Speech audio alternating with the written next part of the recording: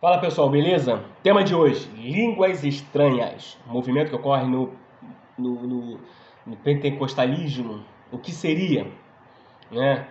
Tem base bíblica? Quando surgiu? Enfim, para entendermos isso, precisamos estudar dois fenômenos. A glossolalia e a xenolalia. O que seriam? A xenolalia é quando alguém passa a falar em um outro idioma sem nunca ter tido contato com este idioma. Por exemplo, a gente vê pessoas em coma que acordam falando inglês ou francês, um outro idioma comum. Crianças que do nada passam a falar um outro idioma. Ou pessoas que têm facilidade de aprender um outro idioma sem ter muito contato com o mesmo. Enfim, isso seria a xenolalia. E a glossolalia? A glossolalia nada mais é do que uma livre vocalização. A pessoa repetir ali fonemas, né, de sua língua, sem uma regra, sem ser entendida, né? Enfim, sem ser compreendida, não tem um significado. Tá? A pessoa ficar repetindo ali fonemas e fazendo uma vocalização incompreensível. A glossolalia ela é encontrada em algumas religiões chamadas pelos cristãos de pagãs. Como, por exemplo, a gente vai encontrar a prática da glossolalia no paganismo grego. Lá nós encontramos o oráculo de Delfos, né? No oráculo de Delfos nós encontramos Sibila, né, a sacerdotisa do deus Apolo, onde quando ela entrava em transe, ela começava a emitir esses sonhos, tá? A glossolalia, a vocalizar livremente, sem uma regra, tá? Sem ser compreendida, enfim, e não era um idioma, não era nada, era só uma repetição de fonemas. A gente também vai encontrar isso no hinduísmo, também encontramos isso em algumas tribos africanas, tá? Essa livre vocalização. A glossolalia é o que nós encontramos dentro da prática dos pentecostais.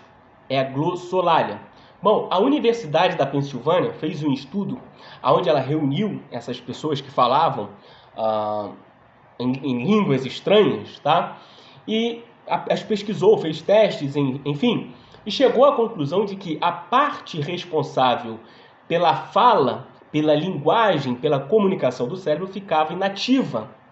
Ou seja, ou essa pessoa estava em transe, ou estava sobre hipnose, ou estava sobre euforia. A parte do cérebro responsável pela comunicação não é ativada quando as pessoas estão falando esse idioma. As pessoas também podem, esse idioma não, essa língua, né, estranha. As pessoas também podem usar de má fé, provocar isso, né, falar de má fé, para uso próprio. Fala aqui línguas estranhas, começa a falar tipo Arabassurian de Kobianai, o Tripalabassurian de Kobiané, e vai criando ali uma linguagem e a utiliza como se estivesse falando em línguas estranhas. A parapsicologia também vai falar que a glossonália ela faz parte da faculdade humana, já que pode ser induzida por hipnose, por euforia, né, e por transe. A pessoa entra em um transe, ela começa a pronunciar essa vocalização, essa livre vocalização. Enfim, tá. Mas o que ocorre ali em Atos 2? Atos 2 é um capítulo utilizado pelos cristãos, né, os pentecostais, para defender a sua prática. Mas o que ocorre ali é a glossolalia ou a xenolalia. O próprio texto ele é claro, ele deixa tudo bem claro. Se você fizer uma leitura ali agora, pegar o capítulo inteiro e o ler, você verá que ele está tratando de xenolalia. Tá? Vamos dar uma olhada? Está escrito assim, ó. Cumprindo-se o dia do Pentecoste, estavam todos reunidos no mesmo lugar. De repente veio do céu um som como de um vento impetuoso e encheu toda a casa onde estavam assentados. E viram línguas repartidas como de fogo, as quais pousaram sobre cada um deles. Todos foram cheios do Espírito Santo e começaram a falar em outras línguas, conforme o Espírito Santo lhe concedia que falassem. Em Jerusalém estavam habitando judeus, homens religiosos de todas as nações que estavam debaixo do céu. Ou seja, olha aqui, ó, estavam reunidas ali pessoas de todas as nações. Cada um tinha o seu idioma próprio. Correndo aquela voz, juntou-se uma multidão, e estava confusa, porque cada um os ouvia falar na sua própria língua. E todos pasmavam e se maravilhavam, perguntando uns aos outros: não são galileus todos esses homens que estão falando? Então como é que ouvimos cada um na nossa própria língua nativa? Partos, medos e elamitas, e os que habitam na Mesopotâmia, Judéia e Capadócia, Ponto e Ásia, Frígia e Panfilha, Egito e partes da Líbia, perto de Cirene, forasteiros romanos, tanto judeus como prosélitos, cretenses e árabes, todos os temos ouvido em nossas próprias línguas falar da grandeza de Deus. Então, o que ocorreu em Atos 2 aqui, o que está sendo tratado, é a xenolalia. Eles falavam em outro idioma, tá? Quando nos Estados Unidos surgem os movimentos ali avivalistas, né? O movimento que buscava o avivamento, né? Isso vai ocorrer ali, vai começar ali em 1880, mais ou menos, com os Holiness, né? Enfim, eles buscavam a xenolalia, tá? Muitos ali queriam provocar a volta de Cristo, que ansiavam, né? E queriam acelerar esse processo. Tanto que tinham pastores malucos, tipo o Frank Sandford, que ele se dizia o próprio Elias, né? Então eles queriam, para provocar a volta de Cristo, eles queriam propagar logo a palavra de Deus pelo mundo inteiro. Para isso precisavam falar em outro idioma, passar a falar em outro idioma e aprender isso rápido. E começa essa busca desse avivamento, que ocorreu em Atos 2. Tanto que Charles Parham, o pastor Charles Parham, ele começa esse movimento, se eu não me engano, em 1903, eu não me lembro certo? E aí nós temos a primeira pessoa, o registro da primeira pessoa que passa a falar em uma língua estranha, que é a Agnes Osman. Agnes Osman, segundo os relatos, ela passa a falar em chinês, e durante 3-4 dias ela só se comunica em chinês e só escreve em caracteres chineses.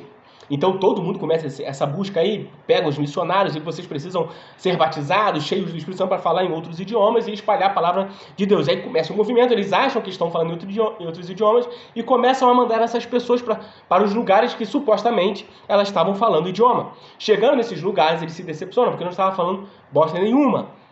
Porque o que ocorreu não foi a xenolalia, mas foi a glossolalia. Eles começam a fazer uma livre vocalização de qualquer coisa e achavam que estavam falando em outro idioma. Tem uma grande decepção. Mas isso volta a ganhar força com William Simon, tá? Lá na Rua Sousa, em 1906. Tá? William Simon era filho de escravo, negro, portanto não poderia frequentar as igrejas de branco, porque naquela época nós tínhamos a divisão, negros não poderiam se misturar com os brancos. Então os negros também não podiam frequentar as igrejas, porque as igrejas eram de brancos. Então William Simon, na sua casa, ele começa ali a fazer cultos, né? reunir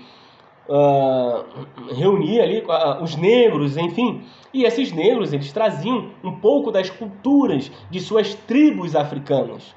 Eram filhos de escravos, etc. e tal. E houve essa mistura, e nos cultos de William Simon, as mulheres podiam falar, podiam cantar, etc. e tal, e isso volta a ganhar força. A glossolalia, tá? A glossolalia. E aí nós temos o nascimento da igreja pentecostal, né? Enfim. Só que a glossolalia, ela não tem base bíblica. Não, mas não seria a glossolalia a língua dos anjos? Bom, precisamos entender que para muitos judeus, a língua dos anjos trata-se do hebraico, porque o hebraico é uma língua santa, é a língua utilizada para a criação do mundo. Tanto que todas as vezes que os anjos aparecem na Bíblia, eles se comunicam através do hebraico. Até quando Paulo tem aquela visão, a comunicação ali é em hebraico. Então, para muitos judeus, a língua dos anjos é o hebraico, e não a prática da glossolalia. Tá? E quando nós vamos para 1 Coríntios, capítulo 14, a gente vai ver falar ali sobre a ordem do culto. E Paulo fala o seguinte: primeiro precisamos entender que Coríntio é uma cidade portuária. Então recebia gente de todos os lugares, de toda a parte do mundo, e cada um falava o seu idioma. Então chegava no culto, tinha aquela confusão, cada um querendo falar uma língua diferente, etc. e tal, uma confusão. Aí Paulo fala em 1 Coríntios capítulo 14 o seguinte: quando fores falar em línguas que falam em três, para que um interprete e outro julgue para a interpretação, se a interpretação está certa, mas se for falar para sua própria edificação, que fique quieto. Ou seja, se for orar, se for falar para si mesmo, estiver querendo falar com Deus, etc. tal, que fale em silêncio, para que não atrapalhe quem está do seu lado. Paulo também ele coloca que ele falava vários idiomas, mas preferia falar 5 palavras e ser entendido do que falar 10.000 palavras e não ser compreendido. Ele ainda fala que aquele que fala e não é compreendido fala como tolo. Então aquele que fala e não é compreendido fala como tolo, certo? Então é o seguinte, 1 Coríntios já vem rebatendo essa questão da xenolalia, né? De ficar falando em línguas ali estrangeiras e não ser compreendido. Ele já combate até isso. Agora imagine a glossolalia. Então esse movimento que ocorre nas igrejas é um movimento que não tem nada de divino, né? Eu estou colocando aqui, levando a crença no divino, né? Enfim, mas não tem nada de divino, não tem nada de... É simplesmente transe, euforia, hipnose, tá? Então é uma bobeira.